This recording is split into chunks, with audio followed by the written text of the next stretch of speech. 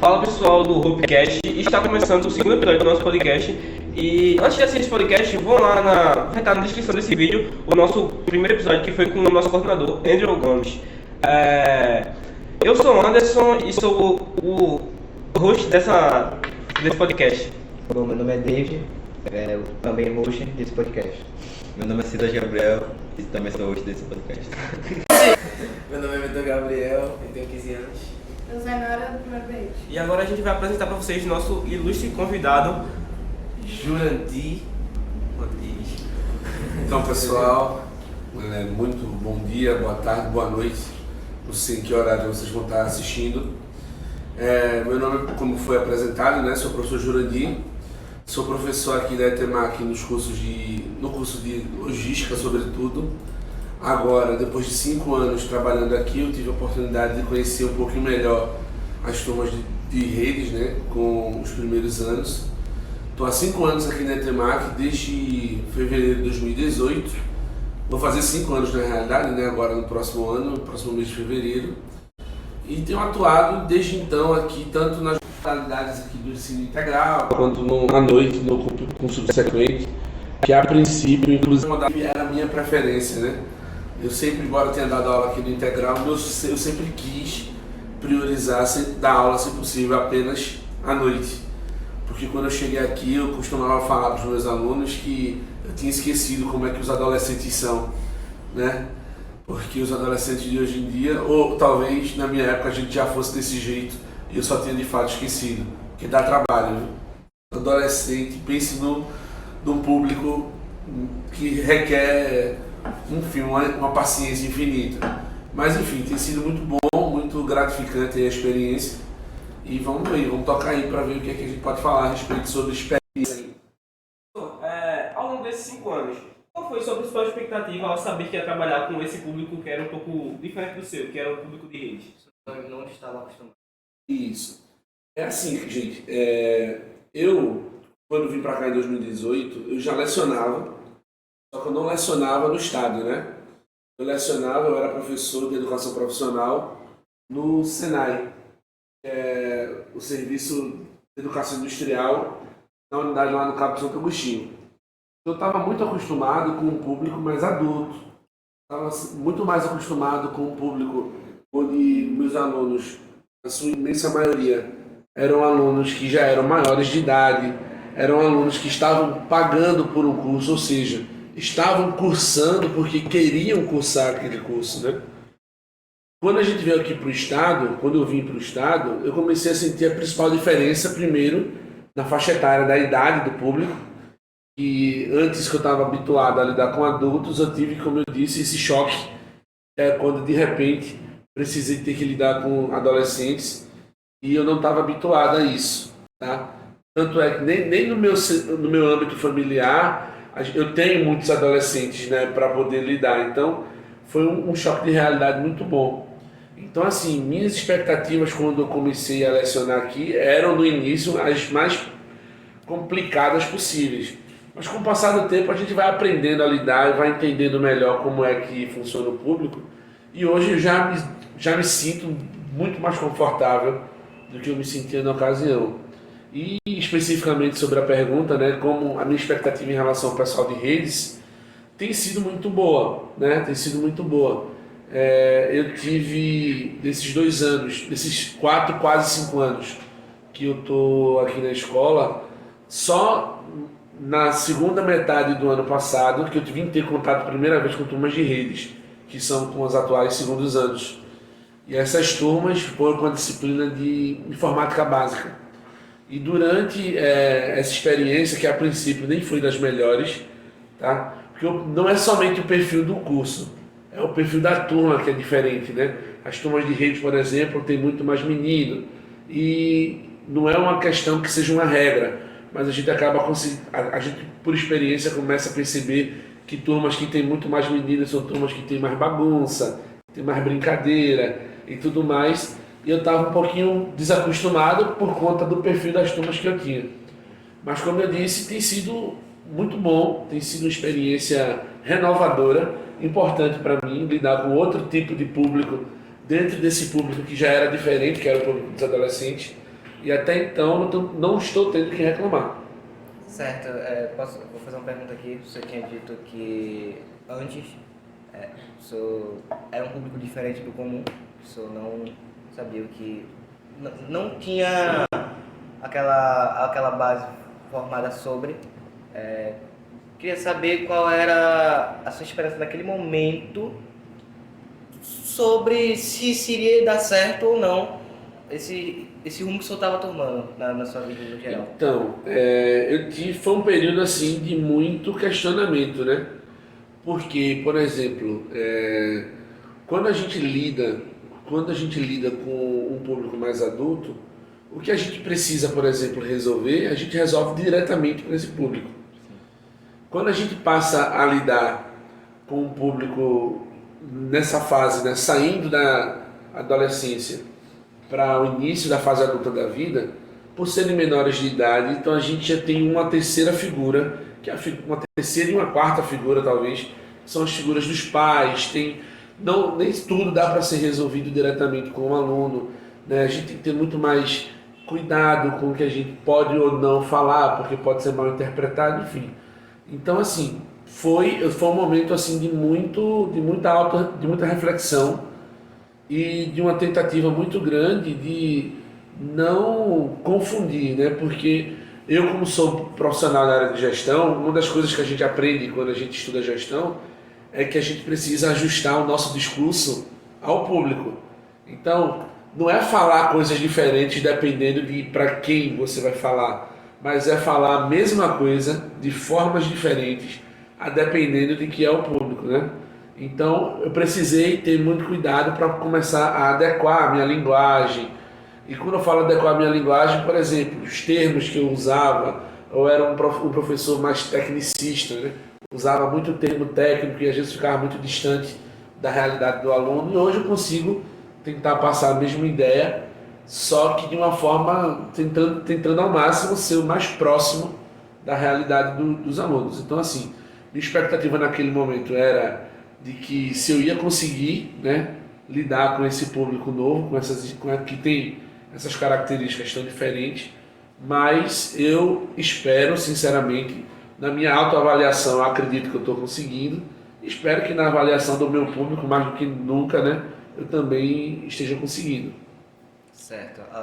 Antes de passar para algum host a pergunta novamente, eu queria saber se, assim, mesmo o senhor mesmo disse que quando o senhor trabalha com um público mais jovem, no caso adolescente, o senhor tem que lidar com a terceira figura e até uma quarta figura. Isso. Que são os responsáveis legais. Isso. Nesse caso, assim, o senhor acha que é mais importante para o senhor lidar diretamente com o aluno ou com os pais, mesmo numa situação mais crítica, um pouco mais dificultuosa? Então, hoje eu entendo que o papel da escola ele é complementar ao papel da família, né? E vice-versa. A escola não pode assumir um papel que é da família e a família não pode assumir um papel que é da escola. Então, esses dois elementos eles precisam se ajudar. Mas, sendo mais específico quanto à tua pergunta, eu acho que sempre que for possível, eu prefiro resolver diretamente com o aluno, tá? Só em última instância, só em último caso, levar qual que seja a situação para um responsável, para alguma coisa nesse sentido. Tá? Eu acho que só em último caso, e a depender, é claro, do que é que está sendo tratado.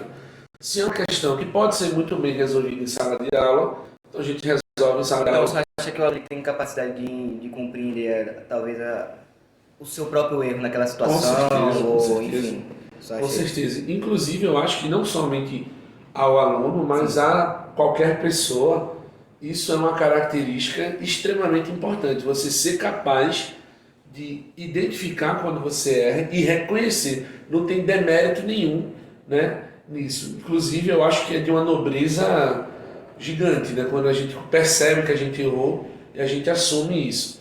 Então, pelo que eu vejo, nossos alunos, né, são pessoas extremamente engajadas com a internet, são pessoas extremamente articuladas. eles sabem com toda certeza, né? Eles conseguem entender com toda certeza quando a gente fala se de fato eles se equivocaram, erraram, e ter essa capacidade de processar isso para evitar que isso aí aconteça, sem sombra de dúvidas. E eu acredito também que até os pais não gostam muito quando há um problema mínimo e tem que Isso. estar vindo na escola ou se não resolver uma coisa que os professores. A educação tem que vir de casa, Isso. mas os problemas que eu acho que daria para resolver na escola. Não, claro, ainda mais nos dias de hoje, que às vezes muitos têm o pai e a mãe que trabalham e você precisar chamar um pai para resolver uma questão que era muito fácil, que de forma simples poderia ter sido resolvida na escola. Eu acredito que seja até uma questão incômoda. É claro que haverá situações em que inevitavelmente isso tem que acontecer, né? Para isso, por exemplo, existem a cada bimestre reuniões, né, com os pais e tal, mas em situações pontuais, só em último caso, né, particularmente é um ponto de vista pessoal, que eu acho que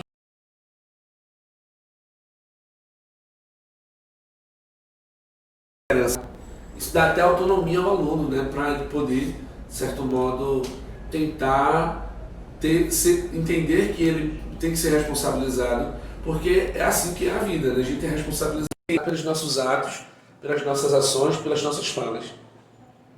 Querendo ou não, já é uma simples conversa de tentar melhorar o aluno para o futuro. Com toda certeza. Às vezes você dando essa chance do aluno ele reconhecer o que ele fez de errado, ou a situação às vezes ele pode não ter feito algo de errado, mas em si, numa situação difícil, pode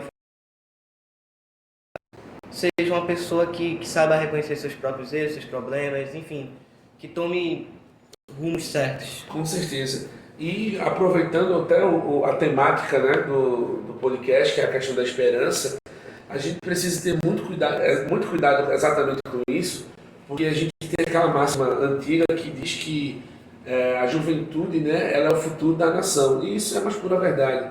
Então, se a gente não tiver a esperança de que os nossos jovens podem ser melhores do que são, porque a gente sempre pode ser melhor do que é, né?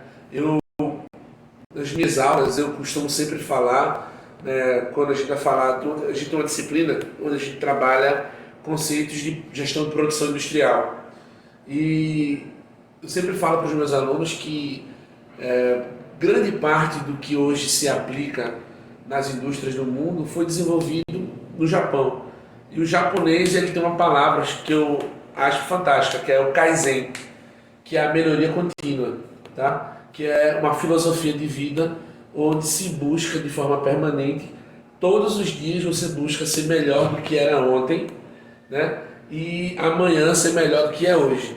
Então, assim, os jovens são vocês que vão, né, daqui a 10 anos, 15 anos, estar ocupando funções, seja na educação, seja na área de saúde, seja em outras áreas. E se a gente não tiver a esperança de que vocês podem ser melhores do que são, porque sempre podemos ser melhores, né? Assim como a filosofia diz do Kaizen, então o nosso trabalho seria completamente inviabilizado. Se eu acreditasse que um aluno ele não pode melhorar, porque eu daria aula todos os dias para ele, né? Não faria sentido esse trabalho. Então a educação ele tem esse poder e esse papel, que é promover a transformação, não somente do aluno, né? Porque quando a gente está lá em sala de aula, a gente também, o professor, ele também passa e sofre essa transformação. Mas, obviamente, o nosso foco é sempre no aluno. Professor, puxando mais esse gancho aí da juventude, eu queria saber aqui, me surgiu uma dúvida no meio da conversa, como foi seu primeiro contato com a área de logística, quando o senhor decidiu que queria trabalhar com isso? Deixa eu complementar aqui. O senhor falou do primeiro contato com a área de logística. Também vou colocar aqui, comparado com o seu início, por exemplo, as turmas de logística aqui nessa escola. Como está sendo a comparação entre o início das turmas de logística nessa escola e o seu início de contato com as turmas de redes aqui? Perfeito. Pimentar um pouquinho. Então vamos começar pela pergunta dele, né? Como foi que eu entrei, como é que eu fui parar nessa área?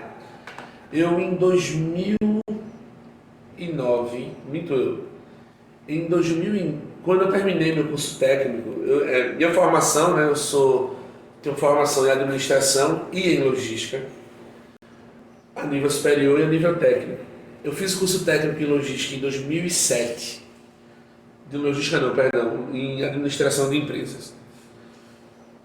Depois desse curso técnico eu fui para o mercado, né? Fui trabalhar, a princípio fui ser estagiário na própria instituição, que era o Senai. E nesse período em que eu me tornei estagiário, apareceu alguns processos seletivos, dos quais eu me candidatei. Um deles eu consegui passar pelo processo seletivo e me tornei funcionário. Eu fui mandado para trabalhar na área administrativa lá no Cabo Santo Agostinho.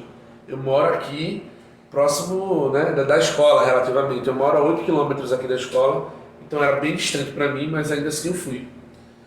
E com 6 meses trabalhando no primeiro setor, o rapaz que trabalhava com a parte de gestão de estoques lá da empresa foi desligado e me foi feita a proposta se eu gostaria de assumir o lugar dele. Eu, como eu tinha acabado de chegar, né, você quer mostrar serviço. Então eu dizia, ó, eu estou aqui para somar. Onde me colocar para trabalhar, a gente vai trabalhar. Agora é importante saber que eu não tenho expertise, não tenho experiência, nunca trabalhei com isso, sei nem o que é. Tá?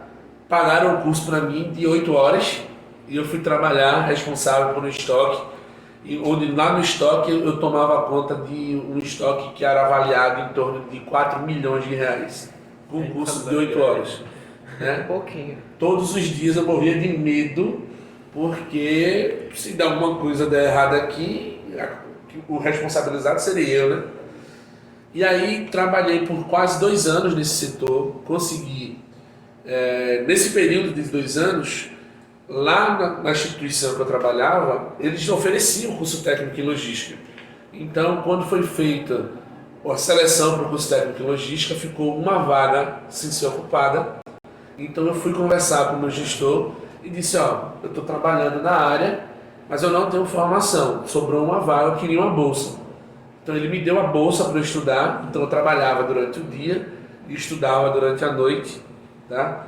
Para poder melhorar lá a qualidade do meu serviço, para eu poder entender melhor. E assim foi que eu entrei na área, né?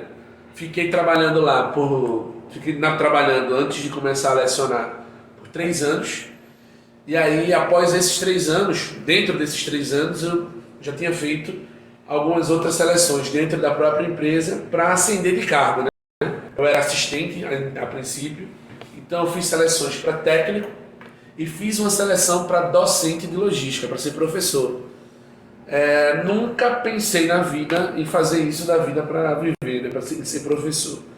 Mas na época eu tinha descoberto que eu ia ser pai e um belo dia eu tive que escolher, porque eu fui chamado tanto para professor quanto para técnico. E eu tive que escolher uma das opções. E eu escolhi a que pagava melhor na época, porque tinha uma criança a bordo, né? Então eu fui me tornar professor. Inclusive a primeira turma que eu peguei foi uma turma extremamente desafiadora, uma turma, imagina, uma turma para um professor novato, né? Novato literalmente, não só não é que eu era novato na instituição, era na função. Nunca tinha dado aula, peguei uma turma com 25 mulheres, né? As 25 mulheres extremamente, como eu posso dizer, amigas, então elas vieram de uma realidade que elas também não sabiam qual era nem sabiam o que era o curso a princípio. Então foi muito difícil trazer elas, né, para explicar o que é, porque é uma coisa muito distante da realidade delas. A grande maioria estavam há 7, 8 anos sem estudar, então foi um desafio muito grande. Mas no final das contas minha relação com a sala foi muito boa. E eu quero até enfatizar, quando eu digo que era uma turma, por ser uma turma de mulheres, qual é o problema, né? Eu costumo, por experiência, a gente costuma perceber que quando a gente tem muitos rapazes na sala, a gente tem mais bagunça. Quando se tem muitas mulheres, a gente tem mais conversa, né? Porque elas gostam de conversar e tal. E só tinha mulheres na sala. Então, foi o meu primeiro contato assim, com a educação. E todas elas estavam há muito tempo fora de sala de aula. Então, já tinham perdido meio que o ritmo, né? Então, para fazer esse pessoal pegar o ritmo, foi um desafio maravilhoso. Foi uma escola incrível. E aí, posteriormente, a sua pergunta agora, em relação a como foi a minha impressão com as turmas de quando eu cheguei aqui, para as turmas de redes que eu comecei a pegar. Quando eu cheguei aqui, o meu primeiro ano foi um ano muito interessante, porque Os terceiros anos que a gente tinha eram terceiros anos que a gente sentia uma desmotivação muito grande. E eu tinha 2 disciplinas com eles, ou seja, eu tinha 8 aulas só para o terceiro ano, e eram aulas muito difíceis, porque a gente tentava de todo jeito fazer o pessoal participar, a gente tentava de todo jeito trazer eles para a aula, e eles não queriam, né? Eles não tinham muito, enfim, estavam já meio que saturados e não queriam mais aquilo. E então a minha primeira experiência quando cheguei aqui foi muito difícil, porque a gente tentava de tudo para fazer uma aula interessante, para tentar atrair a atenção, e da turma inteira a gente conseguia ali um retorno de 5, 6 alunos. Já quando eu comecei aqui com as turmas de redes, não sei se talvez por estar mais experiente ou se pelo próprio perfil das turmas, dos jovens de lá para cá, foi muito mais fácil a questão da relação, né? A gente sempre vai ter numa turma ou em outra o aluno que é o mais aplicado, o aluno que é aquele mais disperso, porque ninguém é igual a ninguém e a gente precisa identificar essas diferenças para tentar tratar isso da melhor maneira. Mas com as turmas de redes eu não tive a mesma impressão, pelo contrário. Eu tenho tido, inclusive as minhas turmas de logística ficam com ciúme quando eu falo. Porque eu digo, ó, vocês de lá estão me dando, o pessoal de redes dá muito menos trabalho que vocês de logo. Fica tudo com ciúme quando eu falo isso. Tá? Inclusive, eu devo receber alguns haters por isso. Já perguntei pra isso? Não, mas aí o que acontece? Né? Quando eu vou para uma sala de rede, sempre sou questionado. Professor, você vai fazer o que aí? Como se eu tivesse também uma opção, né? Mas eu sempre falo para eles, ó, vocês, quando eu quero fazer eles ficarem quietos, meu argumento é, as turmas de rede estão dando muito menos trabalho. Aí eles ficam com ciúme e ficam assim, não posso perder, né? Aquela senso de competição, aí eles se ajeitam para... Mas, enfim, então, de todas tá lidando com as novas turmas de rede, para mim tem sido um prazer muito grande. E em relação a isso, qual a diferença entre as turmas de redes e de log? Não só o curso, mas as principais características que tem diferença das turmas. Vamos lá. Logo em vez, parece um pouco Brasil e Argentina. Além da rivalidade, né, que isso existe, mas isso existe até quando não tem o curso, turma A, turma B, essas coisas, isso vai existir sempre. Além da questão da rivalidade, a primeira diferença que eu noto é no perfil da sala, em perfil, vamos falar assim, demográfico, né? Nas turmas de log, a gente tem muito mais meninas do que meninos, tá? E aí, como eu disse, a gente acaba sofrendo menos com bagunça, a gente sofre um pouquinho mais com conversa. Nas turmas de redes, a gente já tem um perfil inverso, porque na área de tecnologia, por alguma razão, as meninas não se interessam, e é uma área promissora, né? Então, as meninas que estiverem assistindo aí, estudem tecnologia. As meninas não se interessam tanto e acabam sendo turmas majoritariamente mais masculinas. Consequentemente, a gente tem menos a questão da conversa e tem mais a questão, às vezes, de um pouquinho ali da bagunça, da brincadeira e tudo mais. Mas essa é a principal diferença, ao meu ver. Na questão do rendimento, criatividade, participação, eu acho que são turmas que têm um perfil muito mais crítico. Hoje, as turmas que a gente está recebendo hoje, tem uma característica que eu gosto muito enquanto professor, que é o perfil do aluno que critica, no seguinte sentido, que quer entender, que pergunta, que quer entender o porquê. Não aceita somente receber desse jeito, mas por que ele é assim? Então eu noto muito isso hoje, sobretudo, eu não conheço aqui, né, os terceiros anos de rede, por exemplo. Conheço relativamente os segundos anos, porque trabalhei um pouco, um período de tempo curto. Mas os primeiros anos, por exemplo, eu tenho notado isso nas 2 turmas, quando a gente está dando aula lá, que a gente tem um engajamento, uma participação maior, né, dessas turmas em relação às turmas anteriores que eu tive, que foram 2 de redes. Mas eu acho que a principal diferença é na demografia da sala, tá? É um lado mais masculino e outro mais feminino. Mas quanto a isso, não há, em relação a rendimento e tal, não vejo muita diferença não. O senhor tem preferência em qual? Falando na demografia, falando sobre demografia da sala, não tem preferência na margem masculino ou feminino, assim? Eu Ou só não- prefere trabalhar dois? Eu não tenho preferência quanto a isso. Eu, assim como eu acredito que todo professor, a grande preferência que a gente quer, que a gente tem, é que a sala seja formada por alunos que queiram estar ali, que queiram a aula.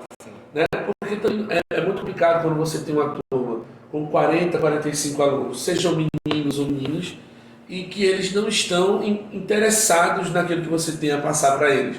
Então, independente de serem meninos ou meninas, se você tem esse perfil do aluno que não gostaria de estar ali, chega a ser torturante, porque a gente quer ajudar, a gente quer alcançar esse aluno e não consegue. Então, particularmente, eu não tenho preferência.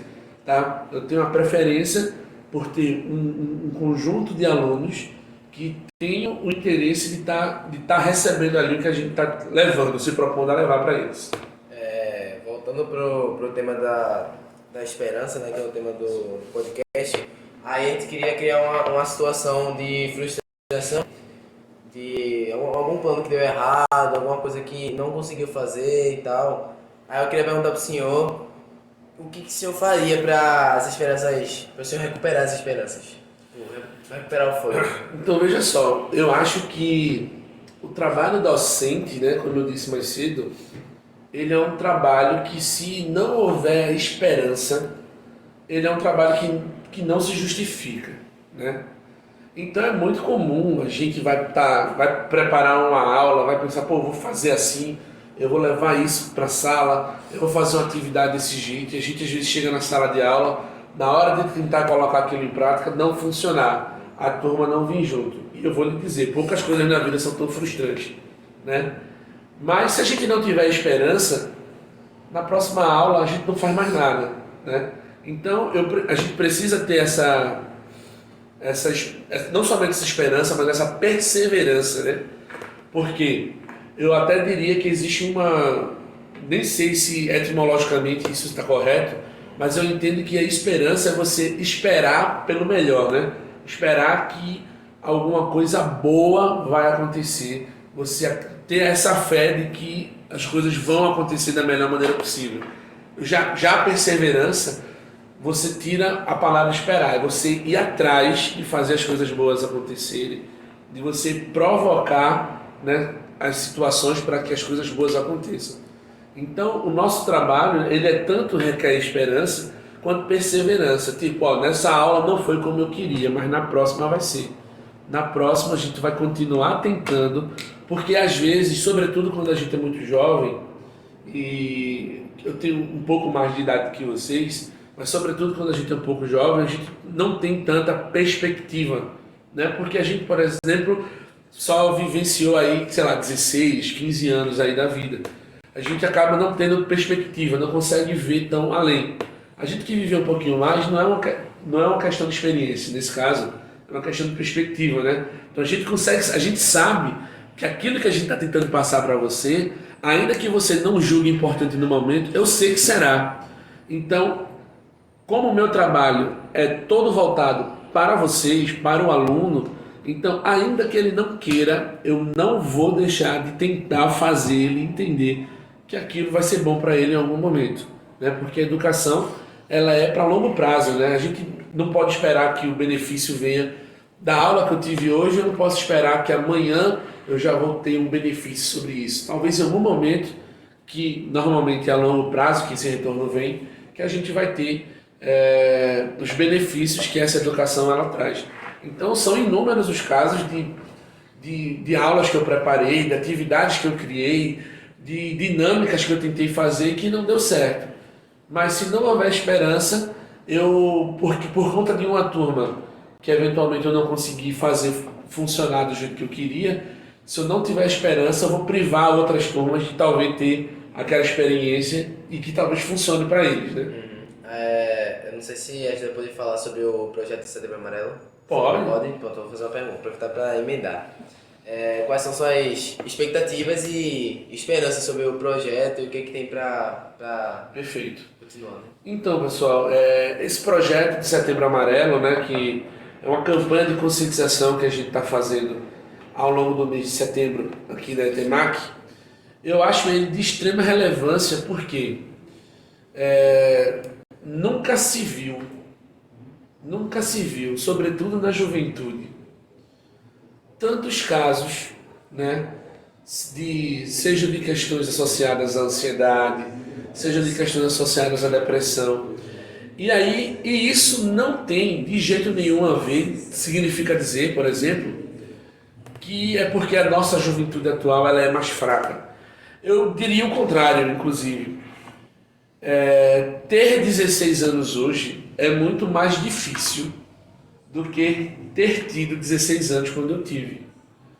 Quando eu tive 16 anos, há 10 mil anos atrás, quando eu tive lá essa idade, a pressão sobre os nossos ombros era diferente, né?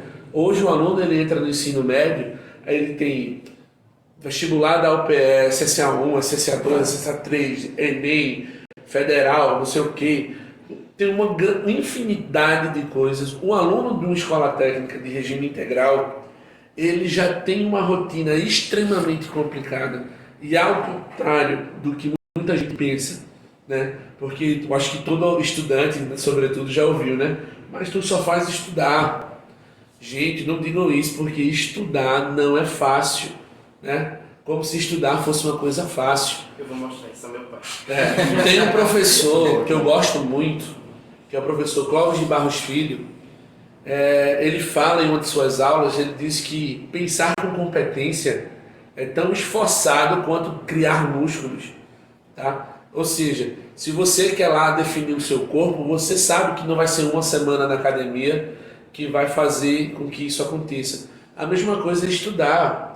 Estudar requer tanto esforço quanto ir para a academia para malhar, né?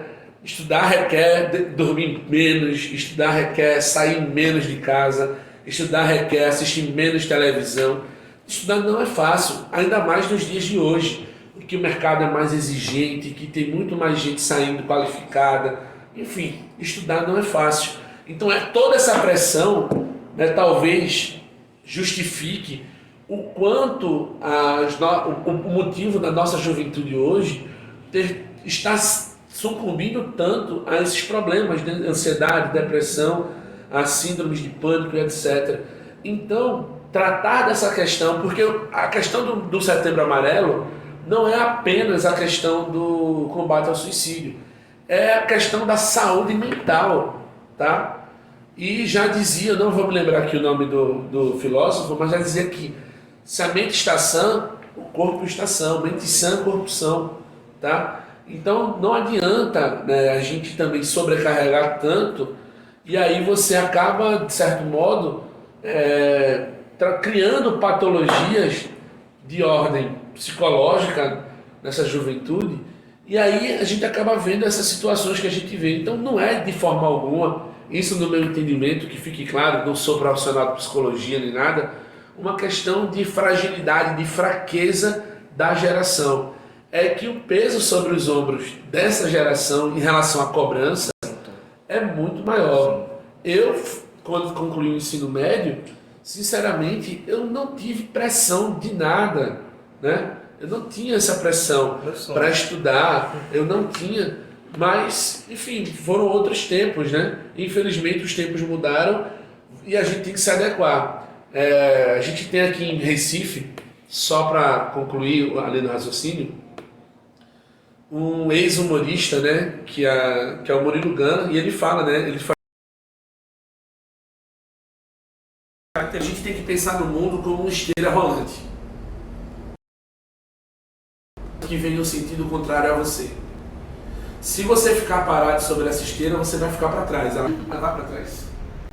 Se você se mover na mesma velocidade que essa esteira, você não sai do lugar.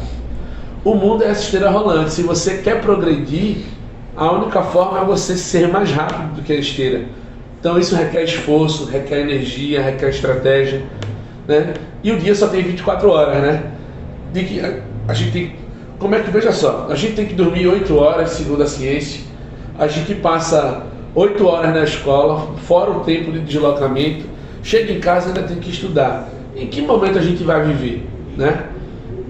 É uma questão assim considerar. Então, isso, de certo modo, justifica muito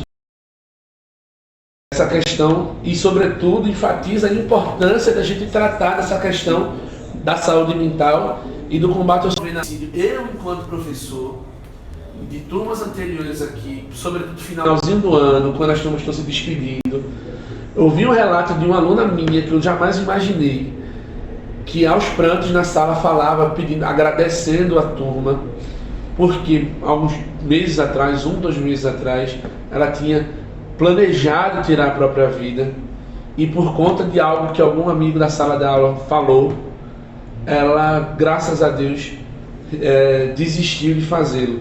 Então isso, eu ouvi o depoimento dessa aluna da sala de aula, foi uma coisa que me machucou, que me tocou muito, né? Porque é uma menina nova, você imagina assim, pô, tão nova, não tem nada, não tem filho para se preocupar, não tem trabalho. Sim, mas a vida não é só isso, né? Cada cabeça é um mundo, cada um tem suas questões, e a gente precisa entender e, sobretudo, respeitar. Bom, tem gente que diz que é besteira. E também, Entendi. nessa linha de porque raciocínio. justamente tem um certo ponto aí que a gente sabe que os tempos mudam, mas tem pessoas que elas parecem que ficam assim, vamos dizer, de ser adulto, eles ficam para trás, porque os tempos mudam, as pessoas também. Isso. E a carga vai aumentando, e a gente quando vê assim, esses adultos, eles veem assim, pessoas jovens, mais novas, com problemas, eles vêm e pesam mais sobre a pessoa, criticam. Ah, mas você é jovem, você não tem que se preocupar, sua vida é leve. Quando eu tinha sua idade, a minha vida era assim, assim, assim, assado. Na minha época, Você já vê que trabalhava. né? eu estava pesquisando mais sobre Setembro Amarelo e vi que é uma data muito recente, é uma comemoração muito recente, uma comemoração, né? Mas o que acontece, eu pensei assim, a gente é levado praticamente como, é igual a música de Charlie Brown que eu gosto muito, que é os jovens do Brasil não são levados a sério. Certo. Porque é exatamente isso, quando a gente tem um problema, o que eles falam? Não, mas isso é frescura. Não, mas isso aí vocês passam com o tempo. Isso aí depois vocês conseguem resolver. E outra coisa também, passa o ano todinho dando uma carga pra gente e em setembro vamos comemorar essa data. Vamos fazer fitinha, vamos botar aqui, vamos pra rua. E quando vê um adolescente passando por uma coisa, em vez de acolher ele, não, a primeira coisa que faz é julgar. Não, mas na minha época não era assim. Frescura. E assim, Isso não acontece somente em setembro. Né? isso. E assim, ao longo do ano é tolerável. Em setembro a gente vai fazer essa sala aqui. Esse mês. E assim, uma coisa que foi colocada que eu acho interessante, que assim, muita gente fala, por exemplo, hoje no Brasil se fala, isso gerou muita polêmica, né? A famosa lei da palmada, né? Que proibia, não sei o que, a questão, proibia não, que proíbe e tudo mais. Mas vejam só, isso é uma analogia, eu não quero fazer juízo de valor, se isso é certo, se é errado, né? Mas pensa comigo, às vezes a pessoa, enquanto jovem, durante a fase da sua infância, sua juventude, diz, não, mas eu passei, na minha época era assim, eu trabalhava, eu não pude estudar direito, e não sei o que, eu apanhava, meu pai me batia, e cresci e não me tornei um bandido. Mas se você for analisar a fundo, cresceu, se tornou um adulto cheio de traumas, um adulto cheio de problemas, né? Se tornou um adulto agressivo, se tornou uma pessoa impaciente, se tornou... Então assim, cara, se você não resolver um problema quando ele aparece, né, já aplicando aqui uma coisa que eu gosto de trabalhar com os alunos, quando a gente vai fazer análise de um problema, a gente analisa ele por 3 questões: pela gravidade, pela urgência e pela tendência.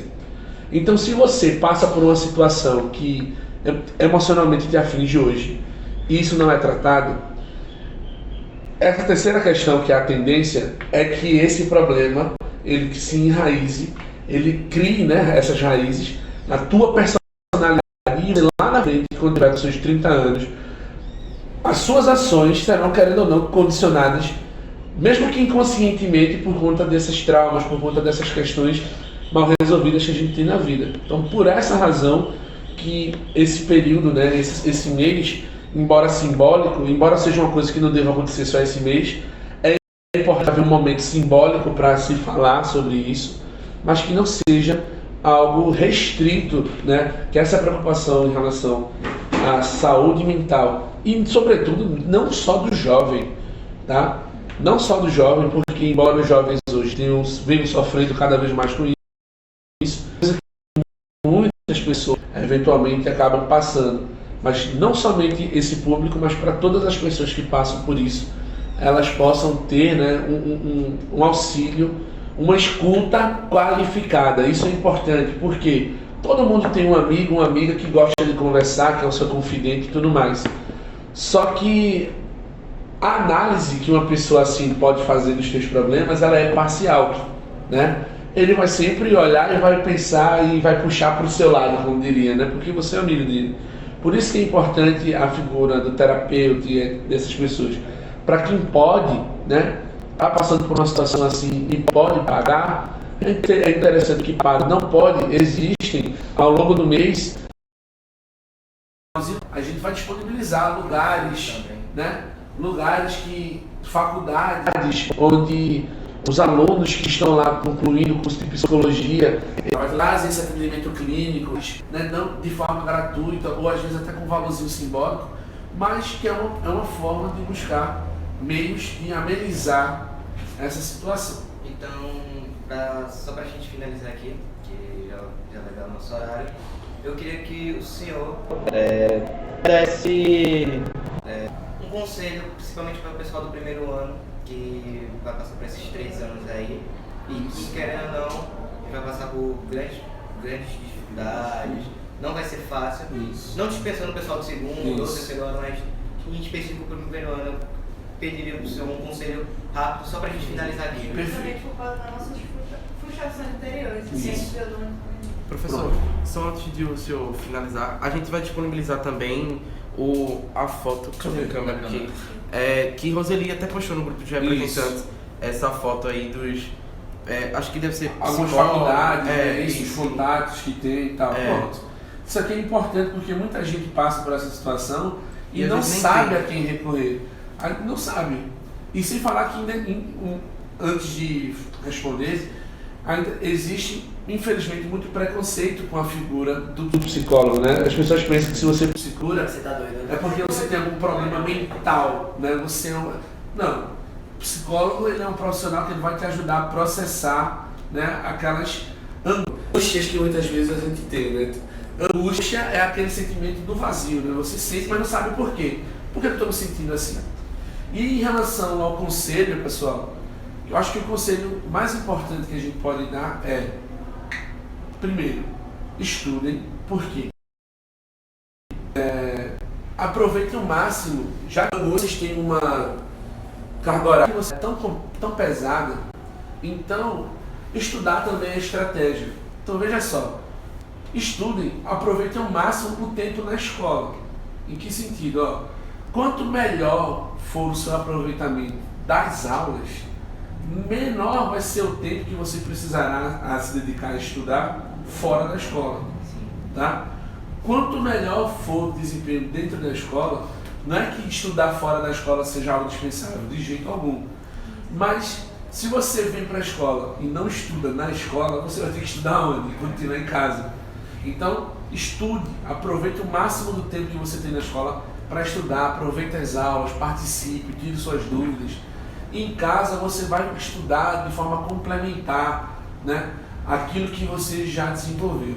Porque, por mais que seja algo questionável e tal, mas o mercado de trabalho, ele está... Tudo bem que a gente, eu tenho que estudar só por conta do mercado de trabalho? Não. A gente primeiro tem que entender que a gente estuda para a vida, né? A gente estuda para ser uma versão melhor de nós mesmos, para sermos pessoas melhores, cidadãos melhores. Mas só que é inevitável falar, ainda mais eu que sou professor da base técnica, da base profissional, que em algum momento a gente vai ter que ir para o mercado de trabalho, né? E hoje qualificação é o que mais falta e o que mais se exige, tá? Então a gente tem que chegar preparado. Mas também não esqueçam que vocês têm uma vida, né? Que vocês têm essas famílias de vocês, seus amigos. Então aproveitem o tempo na escola para que sobre mais tempo, para que vocês possam curtir esses outros setores da vida de vocês, as suas famílias, seus amigos, seus pais, irmãos e etc. Eu acho que é isso.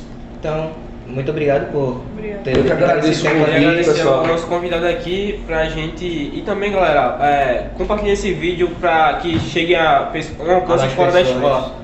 Pra gente poder expandir isso aqui e se tornar pra que várias pessoas possam ver. Obrigado pela Conhecer participação. E lembrando que antes desse aqui teve episódio com o Andrew, Sim. nosso ex-coordenador de Primeiro logística. episódio. Então é o primeiro episódio nosso, então por favor, assistam antes desse. Positivo, pessoal. Obrigado mais uma vez. Quer falar? Não foi? Desculpa. Não. Tá bom então. Valeu. Valeu? Valeu. Top, quero ver. Vai estar online, mano, isso aí. Já tem dois títulos de corte, que é